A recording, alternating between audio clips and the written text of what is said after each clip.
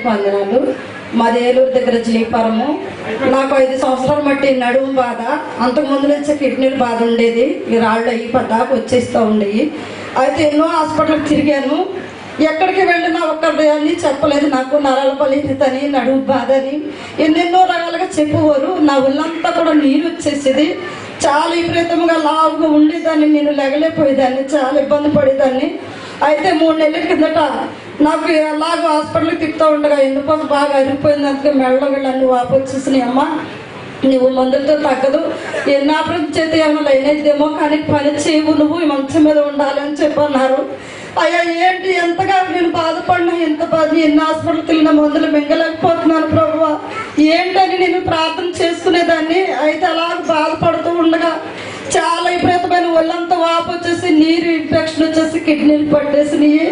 అయితే ఏంటని మళ్ళీ హాస్పిటల్కి వెళ్తే, అమ్మ నీరు బాగా ఇన్ఫెక్షన్ వచ్చేసింది, కిడ్నీలు పట్టేసింది, మా వల్ల కాదు, నువ్వేం చేద్దామో నాకు తెలీదు, నువ్వు మందులు వాడాలి, నీరు ఎక్కువ తాగాలి, నీకు అంటే మరి ఎవరన్నా సహాయం చేయాలని చెప్పన్నారు.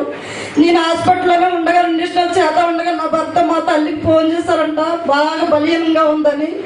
ఆవిడ వెంటనే వచ్చింది. వచ్చాక నన్ను చూసి అన్నది, అమ్మ ఎప్పటి నుంచో ఎందరో చెప్తున్నారు కైగ్రము ఏవోచో నా అగ్ని మందిరానికి వెళితే స్వస్థత వస్తుందని, నేను వెళ్ళలేకపోతున్నాను, ఒకసారి వెళ్దామమ్మా అని మా అమ్మ చెప్పింది. సరే అమ్మా అని చెప్పి అన్నాను.